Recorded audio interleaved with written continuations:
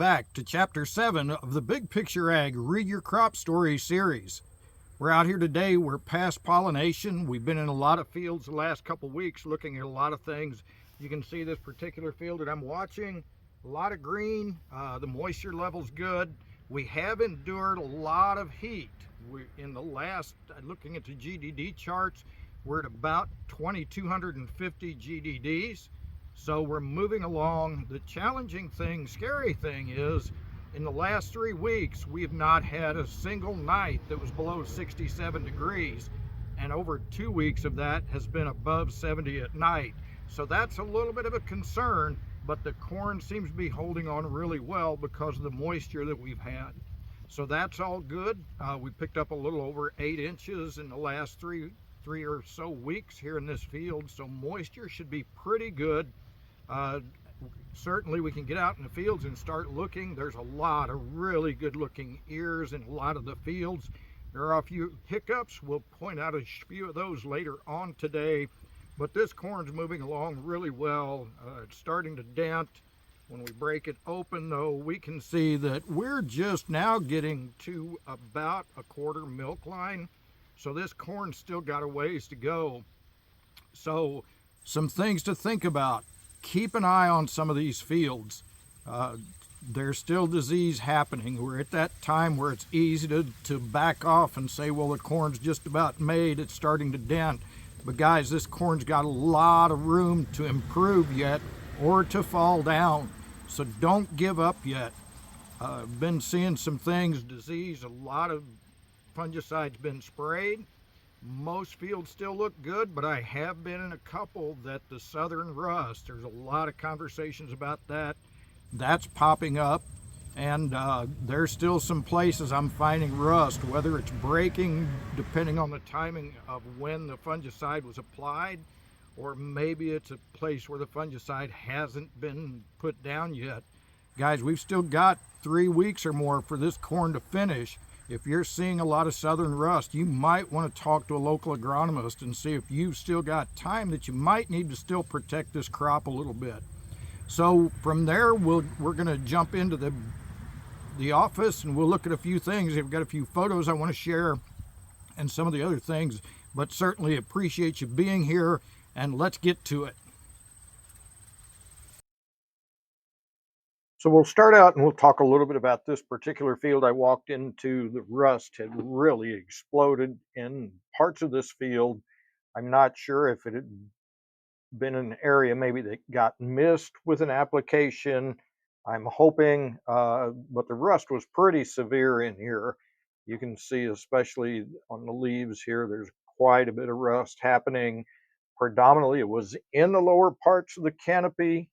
The tops at this point didn't show nearly as much issue, but again, certainly a situation where a producer would want to look a little more in depth, see if this is, again, maybe a spot that got missed a little bit by the fungicide application, or if maybe there's a break happening here that we need to address.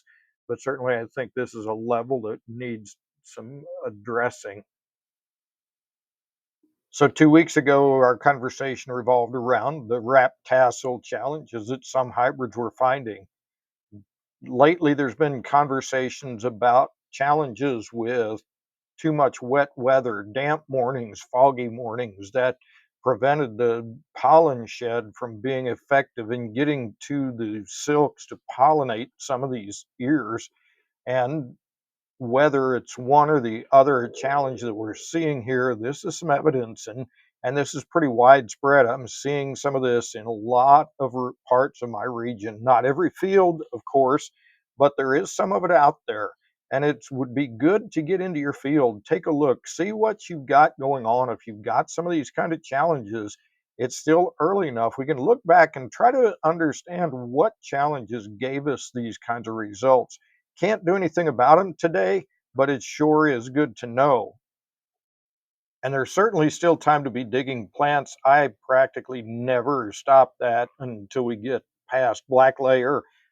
Always want to see what's going on under the ground because it gives us an indication what's going on above the ground. This is a plant that we got into recently, and while the plant looked relatively decent. The stalk health looked okay. Looking here at the root system when we split this plant, the tip of the nodal roots here, I'm not really excited about this root system. The roots kind of had almost a woody look to them. They weren't that soft, pliable, really light white color that we'd like to see. While they still have some green, they are still functioning okay. It's not quite what I'd like to see. So we dug into this particular field, looking at a couple of options, why we might be seeing some of this. We've got a couple of thoughts on it. But again, get into the field, take a shovel along, continue to dig those plants, splice.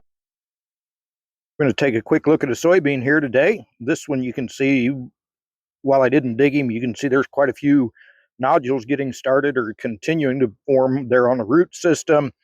As we move up across the plant, you can see there's a pretty good little distance here before we start getting into any of the podding that might be happening here on the plants.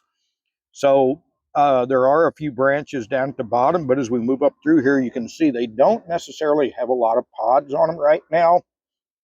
As we get a little higher, the pods do seem to stack up on the stem better. As we move up across the plant, pretty good numbers of pods on most of the nodes as we come up to the top. And then when we get up here to the very top, we can see one thing that's exciting is there are 6 or 8 pods right there in the very top cluster. If we've still got time to finish those, that's going to be a good thing. Overall, not a bad looking plant. So far, not seeing a whole lot of disease in most of the bean fields I've been in. So I think the beans are coming along pretty well. And with the moisture that's happening in a lot of the areas, I think soybeans are kind of setting the stage for a pretty good crop. I took another quick minute and pulled the leaves and stems off of this plant so that we could get a good look at what's really going on with it too. As you can see, we start up through here. We had a branch here that did not maintain any pods. Actually, we have to get all the way up. The second one has just a couple of pods on it. Third one didn't maintain any. The fourth one did a pretty good job. It's got a few on it. Number 5 is mostly bare. Then we get into just the nodes on the stem that established, and those were doing really well. And actually, as we go up through here, you can see we're doing pretty good. Overall, I counted 21 nodes on the plant, including the stem or the branches at the bottom. But also at the same time, there were a few that we lost here at the bottom. I think that we kind of blasted even the branches off of it. So overall, not a bad plant. I think it's got potential to raise a really good yield, but would sure like to maintain a few more of these things at the bottom and see if we can't get some of those to establish a little better. So that'll be a wrap today out in the bean field with Chapter 7 in the Big Picture Ag Read Your Crop Story series. We've got a lot of things going on as we've moved toward the end of the season, a lot of exciting things happening, but still things to be keeping an eye on. So I hope you'll continue to be in your fields as well. I hope you'll continue to tag along with me. And I hope if you're enjoying this, shoot me a comment, join us on Facebook, follow us on the YouTube channel, any of those kinds of things. Just try to find a way to engage with us. And we're going to be continuing this series as we finish up the season and look more at the results that we get and why we end up with the yields we do. So don't leave yet.